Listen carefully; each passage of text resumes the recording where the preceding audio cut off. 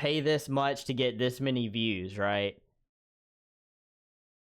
That's YouTube, like straight from YouTube, encouraging you to do that, which in my mind is crazy. Kick has no ads, but the split for the creator is 90-10. Exactly. Yeah, it's pretty crazy, man. I wish that Twitch would make a little bit of a change, man. And I feel like they're going to be forced to. We kind of talked about that a few weeks ago. I feel like they're going to be forced to at some point, but so far, I mean, they did make a pretty big move this week in finally getting rid of Viewbots. Viewbots are no longer a thing on Twitch. So I am very curious over the next, probably through the end of this year, there'll be reports that come out beginning of 2026 where it shows some channels like where they were before the Viewbot thing, and then once they all got deleted, where they went to after that. Curious to see whose channels get hit the hardest with that. Shout out to Twitch for doing that. It's honestly not fair because, you know, these massive streamers that they're making millions of bucks can just pay to get more viewers, and they end up making more money off of it because of ad rev and all that stuff. So I mean, obviously that's not an issue for me, and I would assume a majority of most small streamers, but it's a positive step in the right direction. CEO Dan Clancy responded to concerns about viewbotters on the platform, stating that mostly small streamers are behind the inflated viewership. Viewbotting refers to the acts of artificially raising a streamer's total viewers through the use of automated programs, commonly referred to as bots. Certain creators, such as Trainwreck, have claimed that some clout-chasing streamers are paying as much as $20,000 a week for advanced bots, and that Twitch has the #1 view-botted streamer in the world. In July, Twitch made changes to better detect viewbots, and during a podcast with Noah Kara, Clancy revealed new details about what types of streamers are botting. Okay, I want to know what small streamers out there have $20,000 a week to spend on this. This was published in November of last year. In the world of streaming and content creation, views are extremely coveted as they are a major indicator of someone's popularity. It can lead to big sponsorship opportunities. As such, there have been numerous allegations of viewbotting over the years, with Kick staff even claiming the site's biggest streamer, Neon, had over 60,000. Okay, well, yeah, okay. I'm not gonna say anything about that. In the past, Trainwreck has insisted that viewbotting is worse on Twitch than Kick, with the Purple platform housing the #1 viewbotted streamer. I'm very curious to know who that is, but I have a pretty strong suspicion I know who that might be. Who has that much money, though? Trainwreck calling Keys a clout chaser. Bro, if I had $20,000 to spend per week, do you think I would be I would be getting Viewbots? I would not care about Viewbots if I had $20,000 a week to spend. Real question is if any of the Twitch higher ups helped maintain or even created some of the bot sites. It's crazy how many people get extra money for doing stuff on the side. Oh, I would not put it past it. I mean, that's certainly certainly a possibility. Yeah, looking 3 layers deep into links now. Yeah, I'm not gonna spend too much time on this, but this is a good conversation, man. Anytime I post stuff like this to YouTube, it does really well. It's pretty interesting. Clancy has no idea how many viewbots are on Twitch. Now, see, I think this is a bit of an issue personally. I know there's no way to have a exact number of viewbots and stuff like that, but also, like, as a CEO, I feel like you need to step up and try to get as close to that as you possibly can. Now, granted, they did just enforce this recently. Hopefully they're working towards it. And again, I'm not saying they should have an exact number, but saying you have no idea how many there are leads me to think that you're in like way over your head and you let this go for way too long without it being, you know, finding a solution to it. Just my 2 cents. It's a constant battle. There are third parties that do it, and especially when you get to ads, they try to viewbot for ads. They viewbot for all sorts of things. You know, this is actually interesting. Like, he specifically brings up the ad rev part of this. I don't know if you guys know Agent. I just recently started watching him a little bit. He seems like a cool dude, but I mean, the dude, you know, he's in the high thousands to 5-digit numbers every stream, right? And he recently did a stream after the flooding in Texas. He did a charity stream for that where he went onto the grounds of an animal sanctuary thing that's out there that got hit with some damage and stuff. And they streamed that day for like, I think it was 6 or 7 hours maybe. He said, and I applaud him for doing this for that stream specifically, that he maxed out the ads for that stream. He doesn't max out ads normally, but he maxed them out for that stream so they could raise more money, because all the money from that stream was going to go towards, you know, the efforts in helping the damage and all that. So he was live for like 6-7 hours, maxed out the ads, and between subs, or I'm sorry, I don't know why I said that, without subs and everything else included, just based on ad rev, he estimated that they probably raised close to $20,000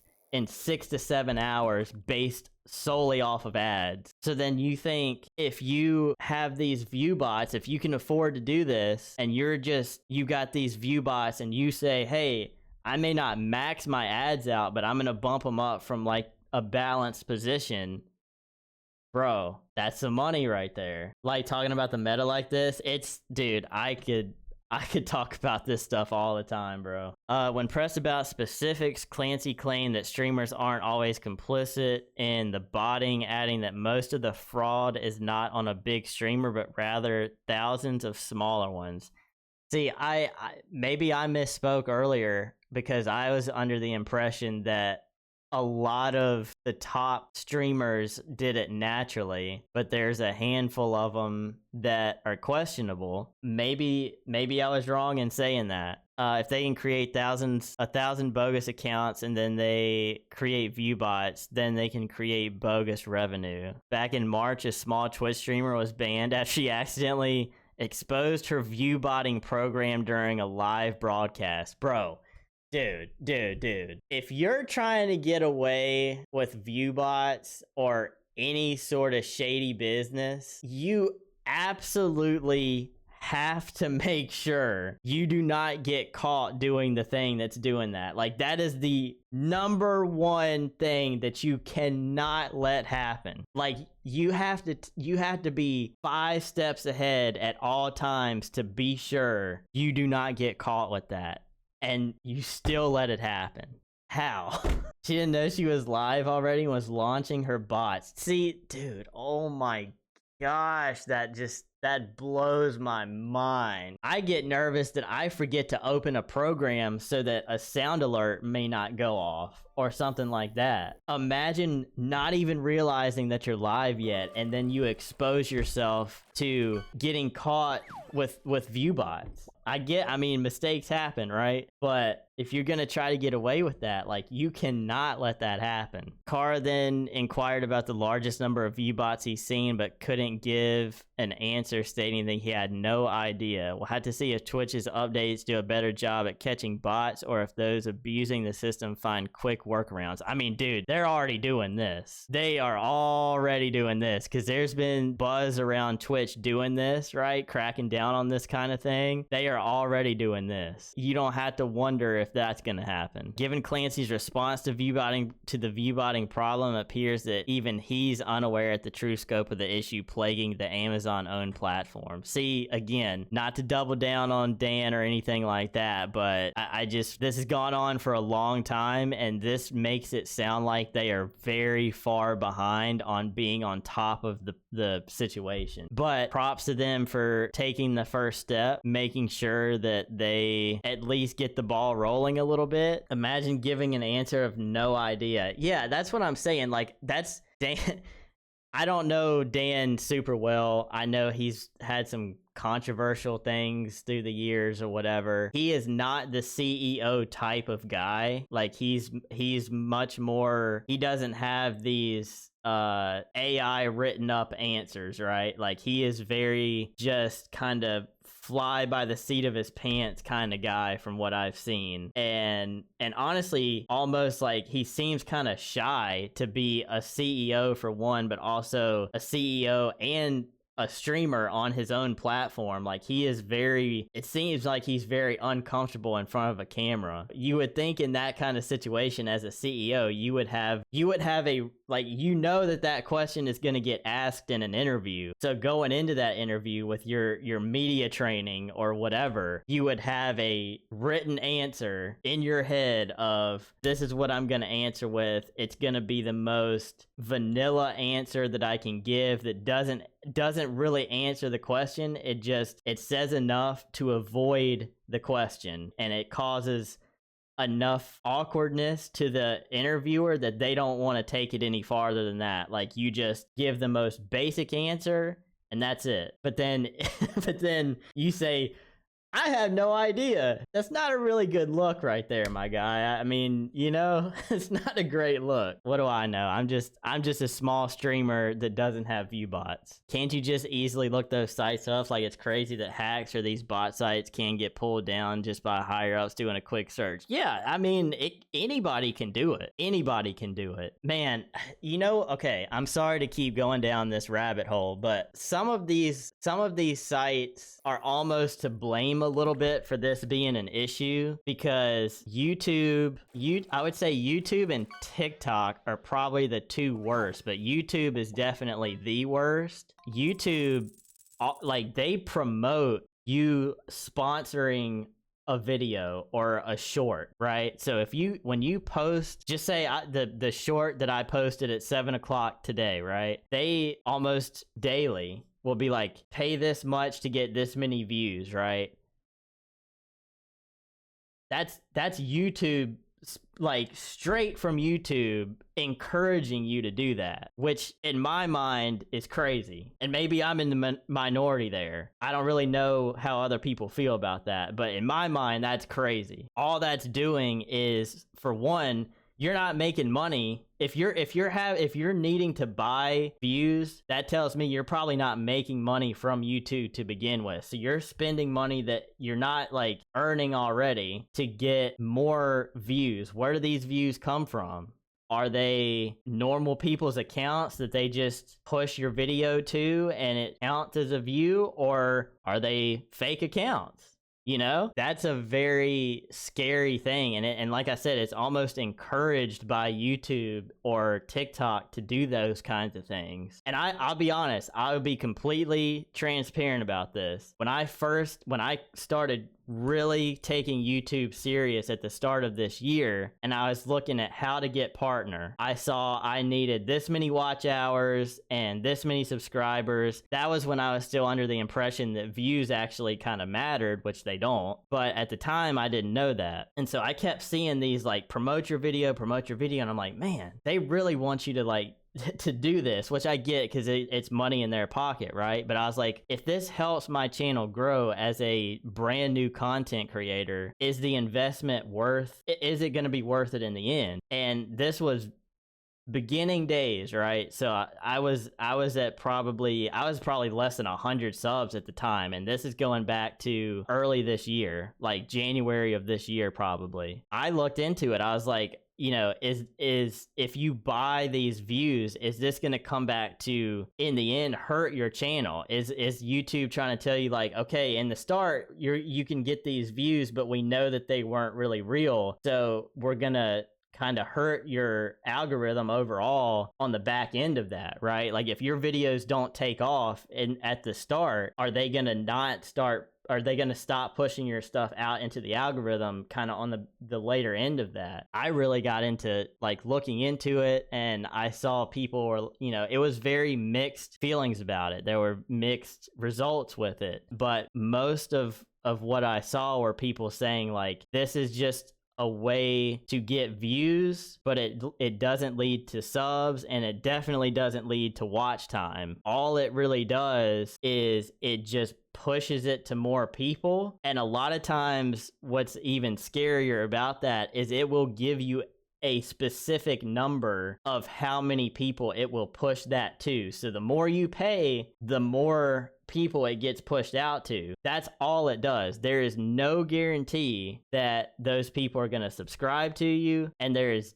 definitely no guarantee that those people are actually going to watch whatever you paid to promote. The big thing with that is, especially someone like me who is nobody on this platform, watch time is critical. Views don't mean anything. The watch time gets killed if you get all these stuff, you know, you pay to get this short pushed out to 1,500 people, and they see it in their feed and they do like this, you know, because that counts as a view now. YouTube changed how shorts, the views for shorts are counted. So just imagine I'm on my phone right now and I'm doing this through shorts. Every single one of these, I don't even let it hardly show up on the screen before I'm going on to the next one. But guess what? That counts.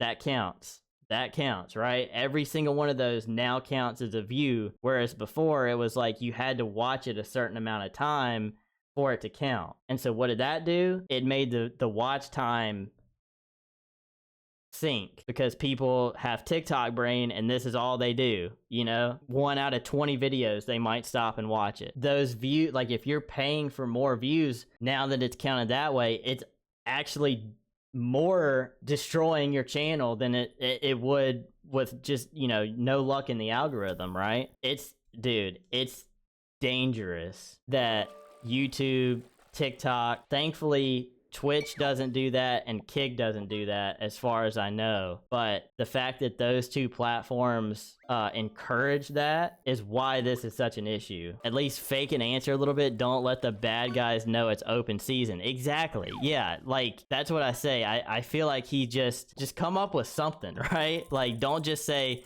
I don't know. I have no idea. This quote from one of the articles is wild. With so much technology put into these bots, one might think they're undetectable. Train claims there's a way to catch them, but won't reveal what it is at the risk of the viewbotting technology adapting. Clout's a hell of a drug. Yeah, I mean, that's...